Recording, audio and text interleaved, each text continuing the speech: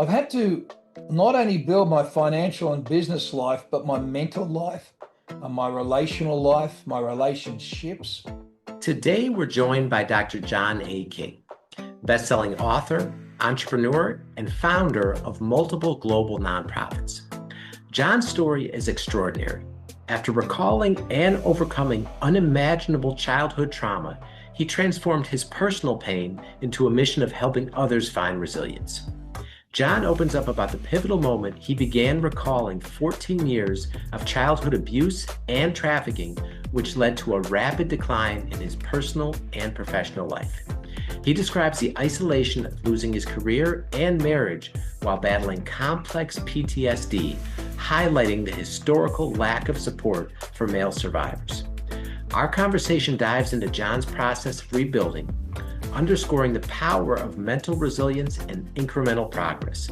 He shares his personal strategies like the 3x5 challenge, dedicating 15 minutes a day to mental health, and discusses the turning point of shifting from living for external expectations to living for authentic purpose. Now, through the Phoenix Collective, John helps others rewire their thinking and transform trauma into a tool for success. We wrap up with the details on his Mindfire Challenge, a 5-week resilience program, and how you can also access his resources. This interview is a powerful testament to finding hope in the dark and embracing the small steps towards fulfillment. As always, if you found value from this content, please like and subscribe. All right, Dr. John A. King, welcome to Beyond Fulfillment. G'day, mate. Great to be here. Thank you. And I love the name Beyond Fulfillment. That's what actually attracted me. I think it's a statement. It's fantastic.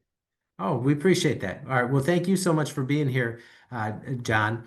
And so, John, you are a successful author, speaker, entrepreneur with multiple companies.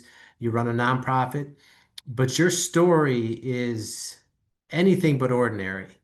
So, if you want to just go ahead and talk about your backstory and how you got here. Sure, mate.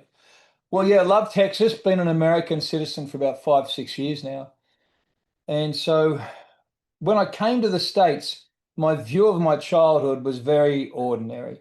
There are a couple of flashes of things that I sometimes wonder about, but I didn't really think about things too much. And then back in 2008, I had recall of 14 years of sexual abuse and what you would call trafficking by the people who raised me, particularly the woman and her girlfriend. So it was a very, different sort of situation. And so what that happened is I went from being very left brain, analytically driven, goal focused to literally right brain. I wanted to just write poetry and smoke a cigar. And as a result of this complex post-traumatic stress, this recall of what happened to me, I I had some major challenges. I went from being an international speaker to having a chronic stutter. That was so bad, people would walk away from me. I couldn't hold down a normal job. Um, I ended up losing my first marriage, estranged from my kids, and I really lost everything. I ended up in a one-bedroom apartment with a mattress on the floor and cinder block block cases. It was really just a back to the beginning, man. And so, the last 15 years, I've had to not only build my financial and business life, but my mental life, my relational life, my relationships. Let me tell you what actually happens with the knowledge that runs your business. Someone spends a week writing an SOP, it goes in a binder, the binder goes on a shelf, and when a new hire has a question, they find the person who knows and they ask them. That's tribal knowledge. It's valuable and it walks out the door every time someone leaves. With Quickly Doc, you just film your experts doing the job. It takes 5 minutes. Quickly Doc turns that into a professional, searchable documentation that your team can pull up right from their phone. So when someone searches, how do I reset the controller? There's the answer, straight from the person who actually knows. Film it once, reference it forever. Go to quicklydoc.com/beyond for your free pilot and stop losing what your best people know. And it's just been this journey, and this whole process has taught me so much about mental resilience and toughness.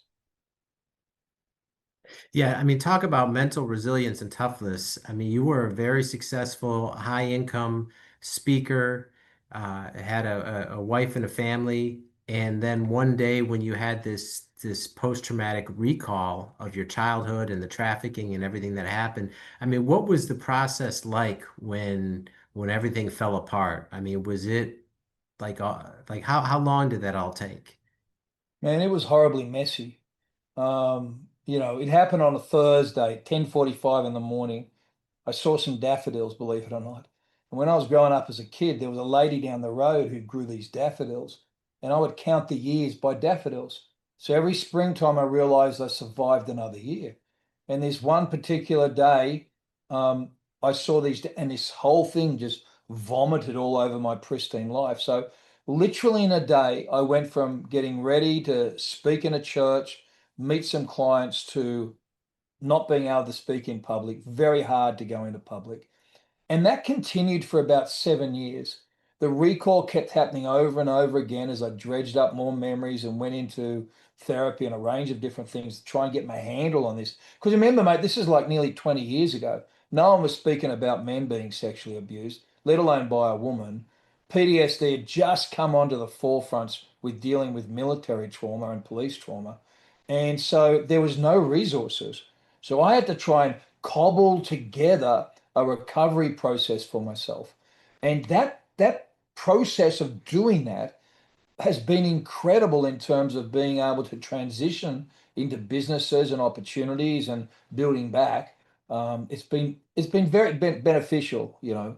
Often our greatest lessons happen in our darkest times, and that's when I reflect and look back on what happened to me. That's the sort of thing I see. So up until that recall event happened, I mean, what was your recollection of your childhood and those past experiences? I the thing with abuse, and some people who'll tell you this, is that you've got nothing to compare it to.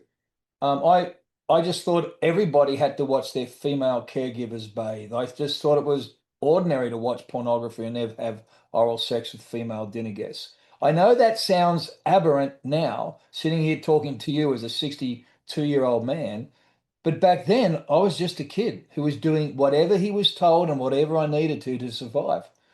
So before it was like I had these little old 8 millimeter frames in my head. And on this day when I had this recall, they all strung together and it played for me. And it continued to play for about 7 years. And I realized that as an adult, that is not something that anybody could call normal. Okay. All right. So you have this recall event. You go from a successful speaker to where you stutter, yeah, intensely.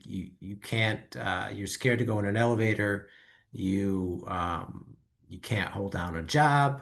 You lose your family. I mean, how? What? And then you're back in that, like you said, that one bedroom flat with a mattress on the floor and cinder block shelves in there. I mean, what was the process of rebuilding and how did you go about that? Um, if I've got any particular gift, it's stubbornness, I suppose, resilience. I just wasn't going to give up. I didn't know what the future was, but I did my best to try and imagine one that I wanted to inhabit. And that was going to be, one where I was loved, one where I was being fulfilled, one where I was not stuttering. And so during my darkest times, I wouldn't try to focus on what I was dealing with today. I was always trying to look at, well, what does tomorrow look like for me? Because I knew that I was going to get up tomorrow and the sun was going to be shining and I'd have another opportunity. So there was no point thinking that the day was miserable tomorrow just because that tomorrow was miserable just because today was. I just knew that if I kept on going forward, just one step at a time, and this is what I teach people in our mental resilience courses. We often want to focus at these 5 year plans or 10 years plans instead of where we are now and where we're going to be tomorrow. And the greatest thing that we can ever do as leaders and business owners is just take care of tomorrow and do it really, really well. And then the doors are going to open up for us.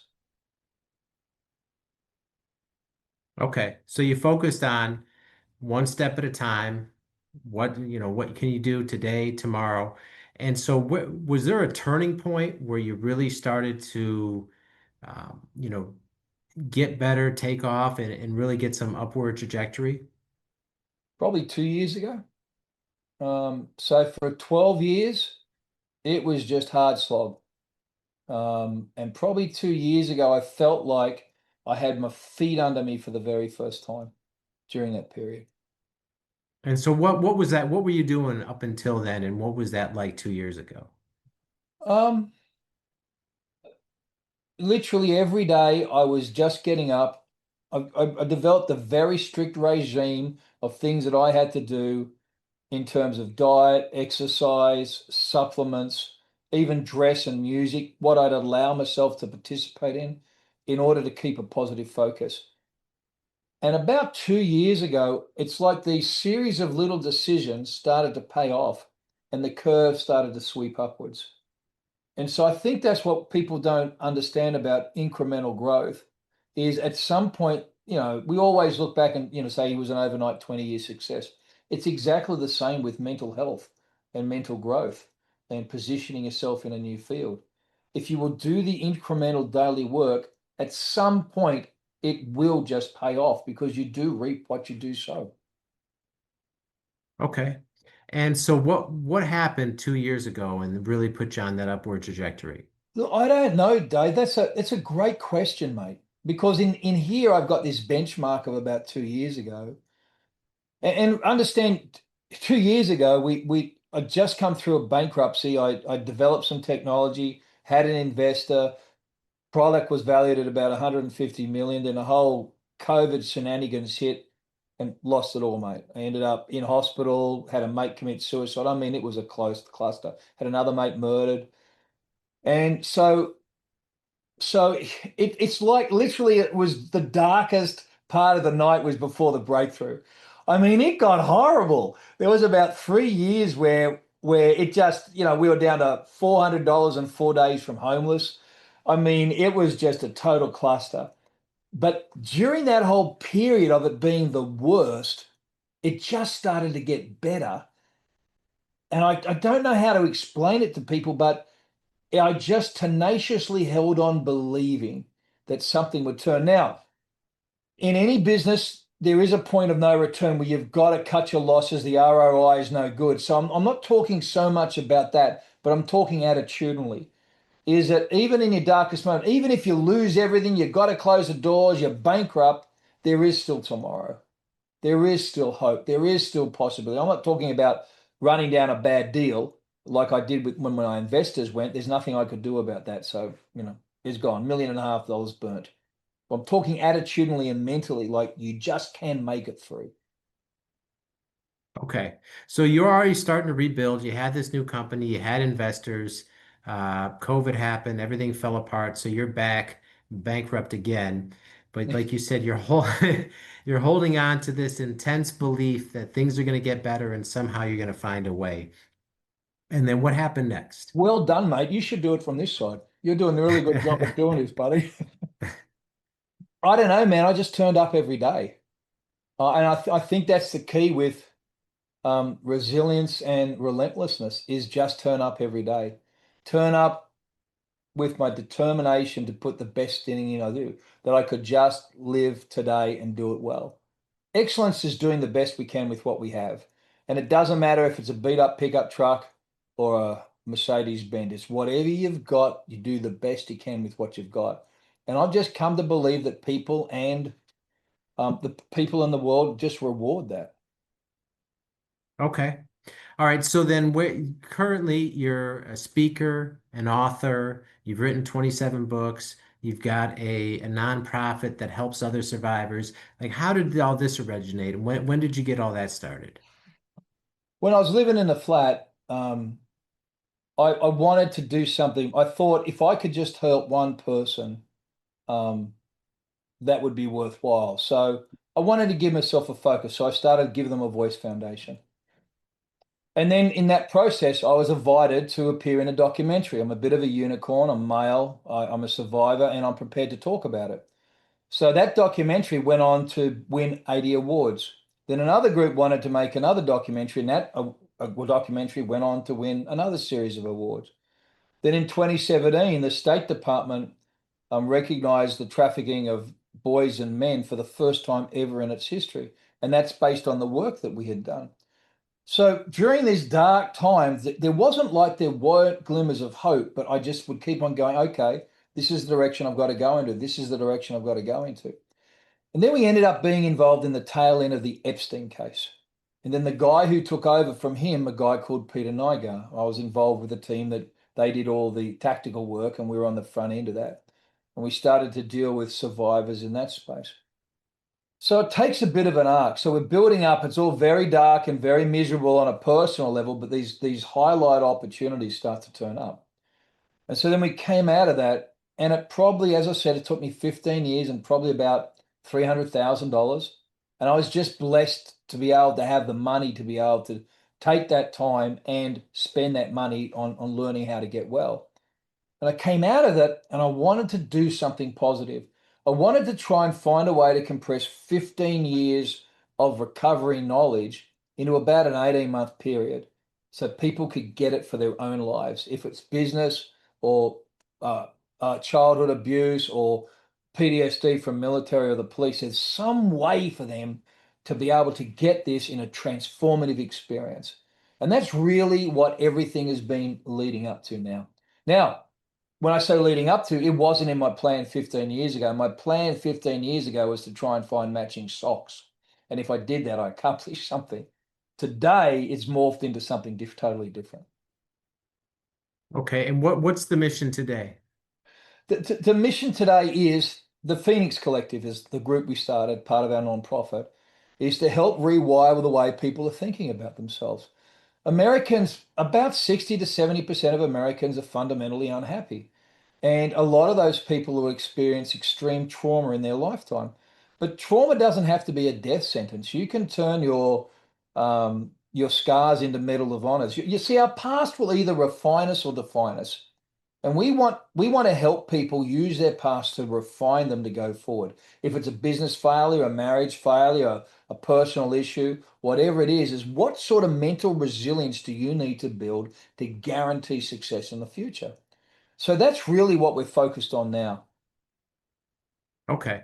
So you help people, whether it's an abuse trauma, whether it's some sort of PTSD, whether it's a business failure, a marriage failure, whatever it may be, where people have had some sort of trauma, you help them rewire the way they think about themselves so they can use that experience to be more successful in the future. That's well put, mate. And if you think a lot about a lot of people in your audience, small business people, people working for large organizations, they're carrying this baggage around, which is really hindering them. Just imagine what they'd be like if they could get rid of this trauma thinking of this trauma impact and be able to live free of the shadow of that. And that sort of feedback from the people we work with is some of the greatest feedback we get on a weekly basis. I mean, Okay. it's a great thing, brother. And you've got a special giveaway for our audience, and we're going to get into that. But just to talk about, like, for someone like you said, right, that maybe has had some setbacks, had some traumatic events, but they're moving forward, but yet it's still impacting them. I mean, talk about some strategies that you would just, that people could take away from this interview that they could implement right away. Sure. Well, let me give you a thought and then very simple strategy. The thought is a little bit metaphysical, but it's all based upon neurology. Emotions are a chemical reaction. And when so you go through something, you experience a series of things, and that releases a series of chemicals, and your brain lodges those chemicals, and they tie that chemicals to an event. Your past doesn't really exist. What exists is a series of emotions that are chemical responses. So there's one thought. The second thought is there is no tomorrow. There really isn't because we don't know what that is. So in reality, the only thing construct that you can control is your now. Your past isn't real. It's a set of emotions that you've just got to learn how to control. And your tomorrow is uncertain, which means, success comes when opportunity meets preparedness. What am I doing to be successful now? And one of the ways that we've found that just very simple key that anybody can do to implement it is called the 3x5 challenge. Now, it's simple, but the premise is this. that you are worth 15 minutes a day, that your mental health is worth 15 minutes a day, that you as a person are valuable enough for 15 minutes a day. So what we encourage people to do is identify 3 things that are important for them and to practice those 3 things for 5 minutes a day. For example, my 3 things are breath work or meditation. I like to take 5 minutes, put my feet on the ground, take my shoes off before I leave the house, and just breathe. And second thing is contemplation. I like to read my Bible. I'm a Christian man. I read my Bible. So I sit for 5 minutes and I think or pray. I read my Bible. And then thirdly, I have what's called an authenticity check. Authenticity is very, very important to me. And my authenticity check just looks at me, thinks about my day, my calendar, if I do this at the beginning or the end. And I want to make sure that John King, who turns up, is the person that John King is representing to the rest of the world. Because it is very, very tiring to be living from the outside in.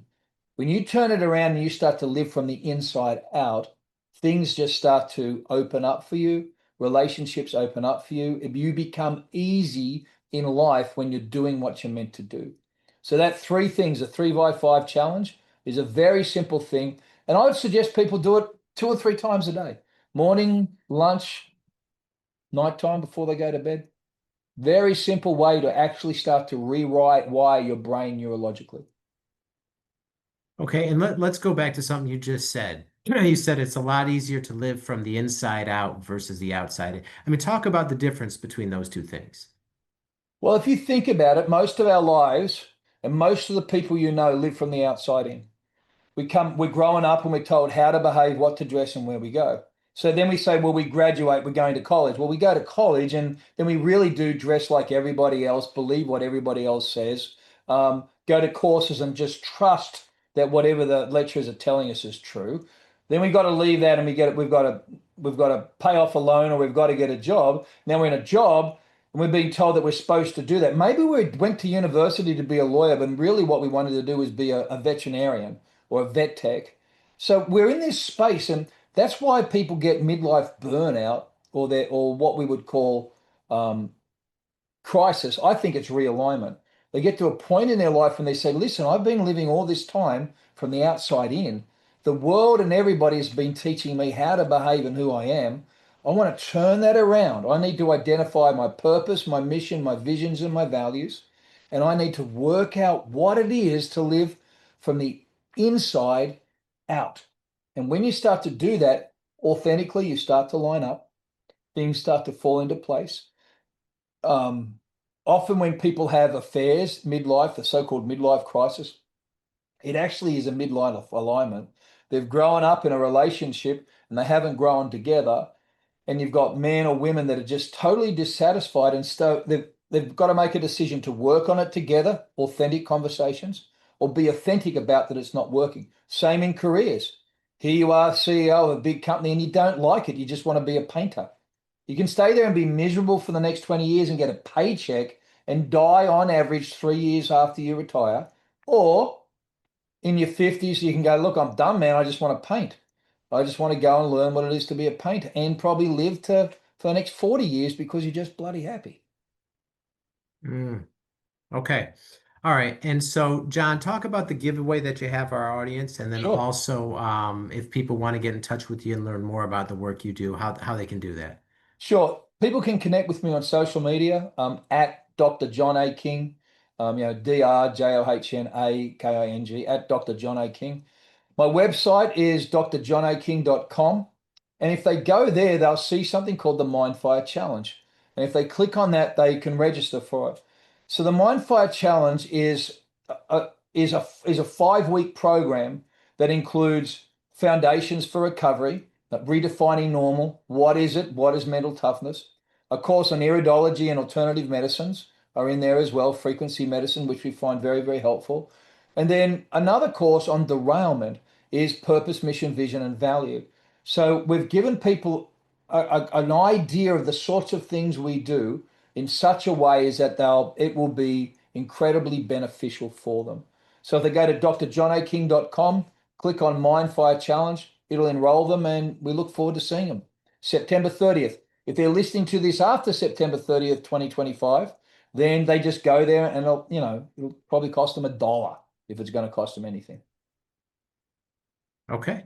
And we'll link all that in the show notes for everyone. Well, thanks, mate. All right. Well, Dr. John, thank you so much for taking the time to be here and sharing, this valuable wisdom from your journey with our audience. We greatly appreciate it. Appreciate you, brother. Thank you.